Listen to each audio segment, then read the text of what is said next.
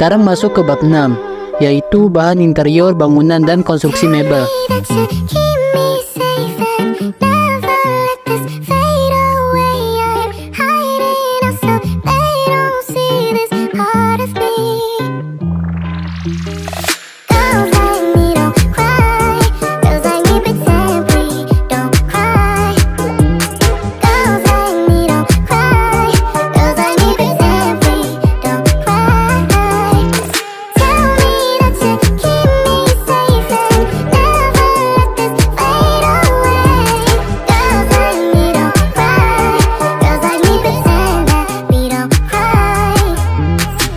Membahas tentang bahan, pastinya ada macam-macam bahan interior, kemudian bahan interior untuk dinding dan atap, lalu finishing pada interior, kemudian eksplorasi keindahan bahan interior, dan terakhir konstruksi mebel. Bahan atau material merupakan elemen penting dalam interior. Penggunaan material yang tepat dan cerdas dalam mendesain sebuah interior secara otomatis akan meningkatkan nilai jual desain tersebut. Untuk menentukan material yang akan digunakan dalam desain interior, perlu dipertimbangkan terlebih dahulu kriteria seperti apa yang diharapkan. Kriteria bahan interior yang pertama, yaitu kriteria menurut fungsinya. Dalam pemilihan bahan yang harus tepat sesuai dengan fungsinya. Semisal ruangan tersebut dipakai untuk gym, maka diberi karpet terbuat dari karet tambahan supaya tidak licin dan menjaga lantai agar tidak hancur terkena alat-alat berat mainan yang sering digunakan oleh mas-mas berotot ini.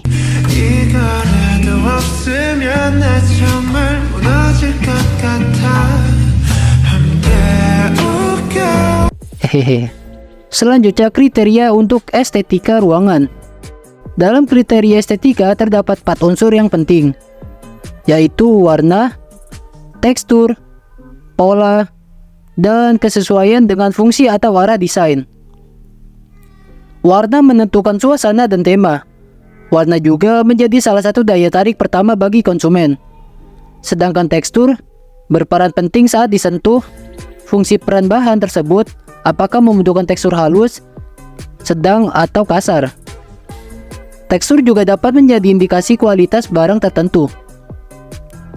Untuk pola mempunyai peran nilai dekoratif dari bahan tersebut, sehingga pemilihan pola dan bahan harus disesuaikan dengan konsep desain yang ingin diwujudkan. Dan kriteria terakhir adalah kriteria ekonomi. Biaya awal atau first time cost adalah biaya yang dikeluarkan untuk harga beli pemasangan dan biaya lamanya pemasangan. Intinya adalah biaya yang dikeluarkan sekali waktu membeli barang tersebut. Untuk biaya seumur hidup atau lifetime cost adalah biaya yang ditanggung untuk perawatan, perbaikan, penggantian di masa depan, dan hal-hal yang diperlukan untuk tetap menunjang hal tersebut. Dengan kata lain, biaya ini adalah biaya yang akan rutin dikeluarkan selama menggunakan bahan tersebut. Oke, untuk bahasan kedua yaitu klasifikasi bahan interior yang dibagi menjadi 3, yaitu ada bahan alami, bahan olahan, dan bahan sintetis.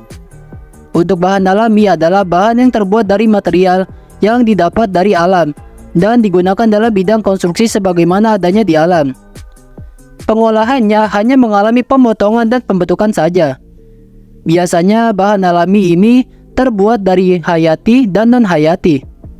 Lalu bahan olahan yaitu bahan alami yang sebelumnya digunakan di bidang konstruksi mengalami pengolahan terlebih dahulu sehingga berubah bentuk, sifat, ukuran tidak seperti adanya di alam. Contohnya seperti plywood, gypsum board, keramik, metal, tekstil, anyam, dan lain-lain. Dan bahan sintetis yaitu bahan yang awalnya tidak ada di alam lalu dibuat bahan baru dengan teknologi proses kimia. Contohnya ada kaca, karet, polimer atau plastik, dan PVC atau polyvinyl chloride. Setelah bahan untuk interior, maka selanjutnya bahan interior untuk lantai, dinding, dan atap. Kita bahas dahulu bahan penutup lantai. Bahan penutup lantai merupakan penutup permukaan tanah dalam ruangan dan area di sekitar bangunan. Memiliki fungsi untuk alat pijakan kaki agar memberikan kenyamanan, lalu menambah nilai estetika bangunan, kemudian menambah nilai jual bangunan. Bahan lantai biasanya mempunyai warna, pola, dan dimensi yang disesuaikan serta memiliki tekstur. Dalam memilih bahan untuk lantai, sebaiknya harus dilihat dari beberapa kriteria seperti: pertama, kualitas harus kuat dan awet. Kedua, memenuhi faktor keselamatan, yaitu teksturnya licin atau tidak. Ketiga, disesuaikan sesuai fungsi, estetik, dan nilai ekonomisnya. Dan keempat, disesuaikan dengan dimensi ruangan.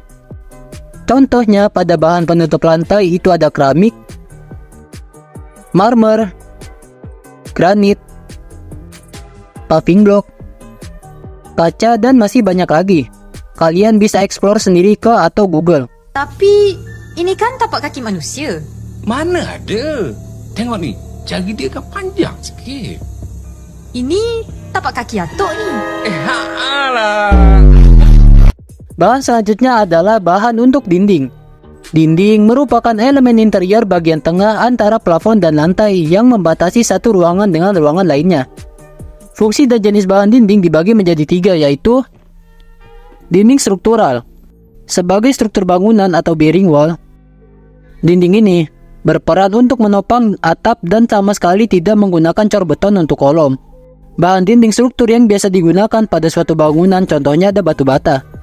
Konstruksinya 100% mengandalkan pasangan batu bata dan semen. Lanjut, dinding non-struktural. Dinding ini adalah dinding yang tidak menopang beban, hanya sebagai pembatas. Apabila dinding dirobohkan, maka bangunan tetap berdiri. Beberapa material dinding non-struktural diantaranya seperti batu bata, batako, bata ringan, kayu, dan lain-lain.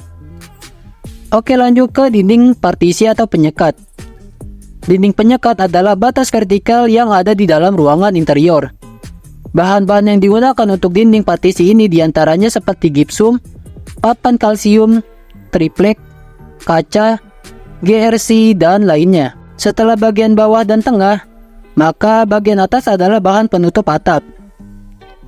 Atap dimaksud di sini adalah plafon atau ceiling. Plafon adalah komponen yang menjadi batas antara ruangan dan atap.